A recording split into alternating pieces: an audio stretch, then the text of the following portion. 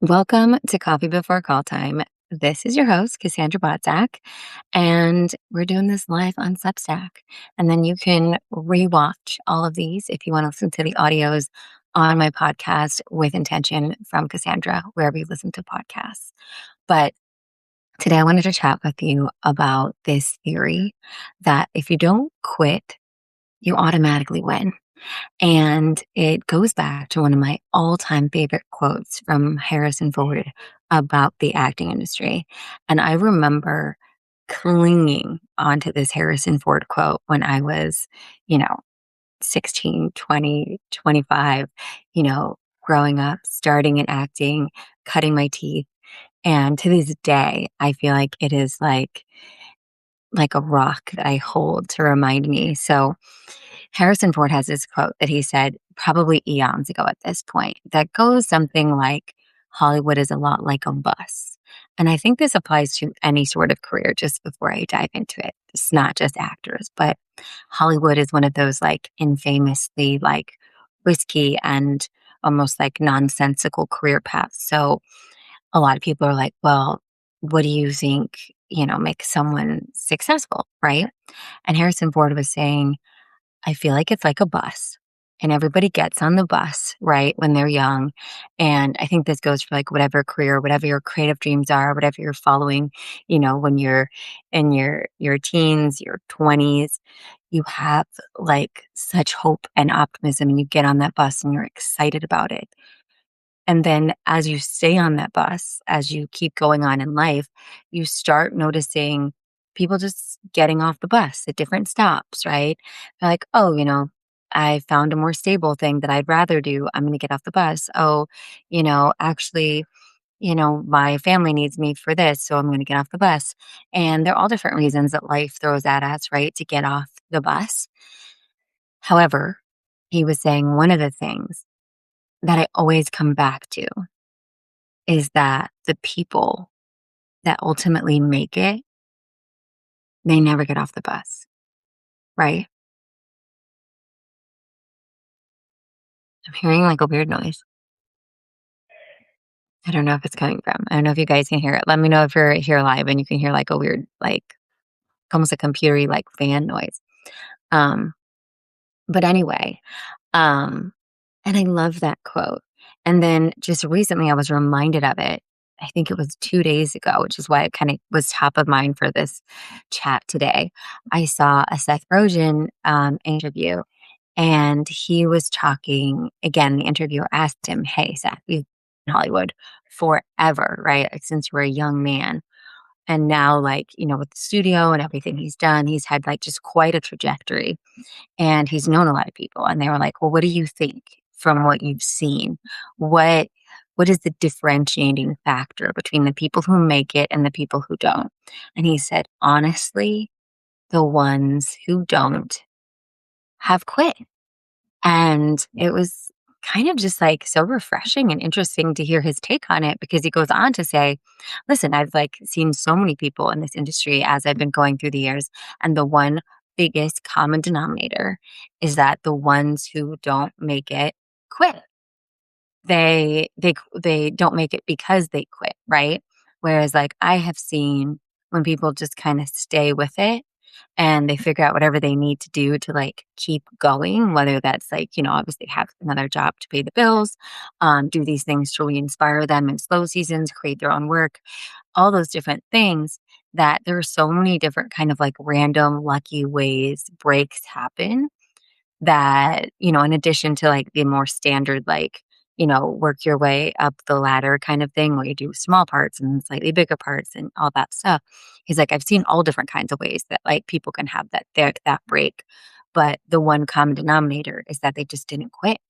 And he even gave an example. He's like, I have seen, someone at 65 pop off and become like one of the most famous people, be in all these like massive series and movies and have this like incredible career. And when he was 30, nobody would have known him. When he was 40, nobody would have known him. Right. But he didn't quit.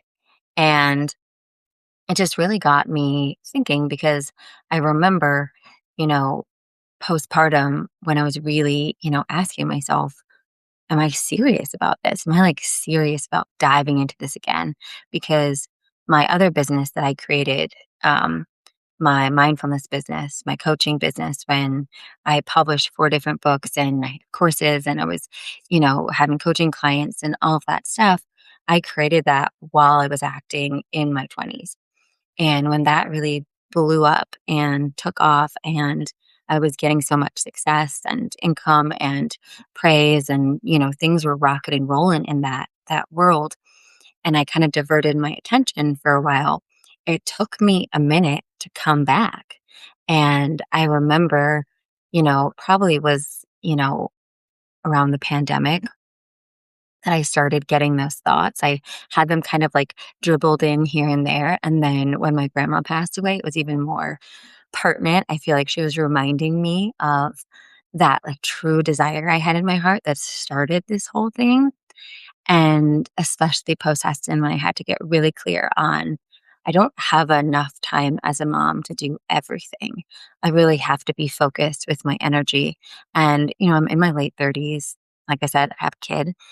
And I was like, is it crazy? Is it like absolutely nuts for me to now go back to this thing that I've loved when I was younger, right? And to pursue this creative dream of mine after teaching women for the past like 10 years, 7 years, how to manifest the life of their dreams and doing all this work. And then I was like, dude, is this my dream?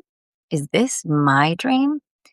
And what I got really clear on was that I'd rather go down swinging for my creative dream. I'd rather spend my days and my time and my hours doing the things, right? Like doing the auditions, meeting with casting directors, creating my own films or content or whatever I'm doing in the direction of that dream and stay on that bus and roll the dice. Because when I thought about, okay, at the end of my days, I would like to know that I went for it. And wouldn't that be the win? Wherever, like, win, lose, or draw, wherever I end up, right? Just to know that I I followed that path, right? I stayed on the bus. And so I think sometimes that staying on the bus analogy is so much bigger than actually the manifestation of physical success. And while I do think it is true for physical success as well, I do think, the more you stay with something, the more you learn, the more you evolve, the more you can understand any industry, the more you become a master of your craft and what you do, the more you see the things that don't work for you and the things that do work for you. Like there's no teacher like time, right? There's no teacher like experience. And that's something that I think is lost on a lot of people these days. That yeah, you can like chat GPT, Claude, all of these things and learn all these things. And I'm not, saying that that's a bad thing, but that will never compare to spending, literally the equivalent of years on a set, right? That like lived knowledge that's not going to compare to doing, I just looked, I did like, since the start of the year, 103 auditions, right? That stuff adds up, right? When you stay on the bus. And I'm giving this context in the context of acting, right? But this is anything, right? I tell like when I'm coaching women and they want to be, coaches, or they want to be Reiki healers, or they want to be a yoga teacher, or they want to do nutrition, right? It whatever you want to do, like go do it, right? Get the hours in, get the practice in. Um, cut your teeth on, trying it and learning things. And whether it is like selling a product or launching a thing, or, interning at a place to figure out how it works. Um, or it's painting the things or doing the auditions or making the calls, whatever it is, right? There's no substitute for that time of just saying, hey, I'm sticking to this. And I think we've talked about this before on here on my Substack and podcast, is that it's so important when we're thinking about like that thing that really is our soul's desire, what our like creative dream is, what we want to pursue in that realm, especially I think career wise, that we love the journey, not just the destination. Because I think if you love the journey, staying on the bus and not quitting becomes way easier. And whatever, a lot of times, what you have to do in the day to day to get to a certain place may be different than how that day to day will look when you're in that place, right? But if you can't love all of the steps of the process, if you can't find that joy in saying, hey, I'm swinging it, right? Like I'm climbing this mountain, I'm going for the thing that lights me up, I'm not giving up on me, right? I often find also with myself and also with my clients that sometimes they'll be in, let's say, a 9 to 5 and be like, I really always wanted to be a photographer. I've always wanted to have a photography business. And we think that you need to sometimes, like, quit the job and jump fully into the photography business to feel like you're satisfying your soul. And I often think that the first step is really just like acknowledging the dream, right? And giving it some space. So maybe it's not like dramatically quitting your job because that would put incredible amount of financial pressure on your baby little creative dream, right? Which I also don't think is ever helpful, right? Having something that can support you while you grow and, get your reps in on your dream is so helpful and important and can be a beautiful thing no matter what kind of like job it is, right? But it is saying, okay, well, if I'm working that during the week, then Saturday mornings, every Saturday morning, that's when I go and I do my photography.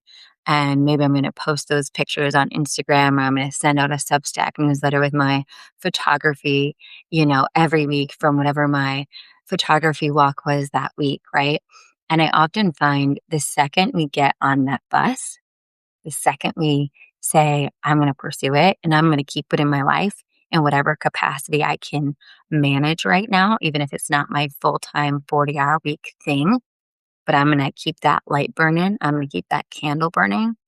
And then we're in our intuition and we're in our trust enough so that when that opportunity comes, when you get that call, maybe that says, hey, we want to hire you to be a photographer for X, Y, and Z, you're like, okay, I'm going to tell work I'm on a 2-week vacation because I'm not going to miss this opportunity.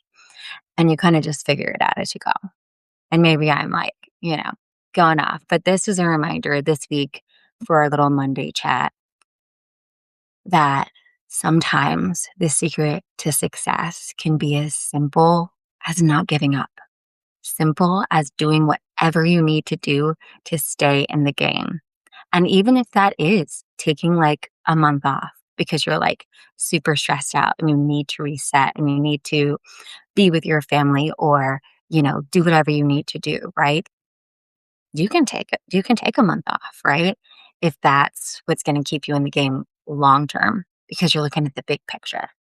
And sometimes saying, hey, I just need to not do anything for this for a week or, like I said, a month. And then I'm going to come back to it. I'm going to put it on the calendar the 1st of August. I'm coming back to it so that I can have fresh energy. I think so much of the strategy of it is staying in the game like that, right? Is doing the things you need to do to support yourself, continuing pursuing your creative dreams. So let me know if any of that resonated in the comments below. I would love to hear from you. And if you've also, if you're someone that relates, if you're also a mama in your late 30s, or 40s, 50s, or beyond, and are still pursuing your creative dreams beyond a time when a lot of people feel like it's reasonable or logical, please introduce yourself. I would love to be friends and love to meet. And I hope you join me more here every Monday.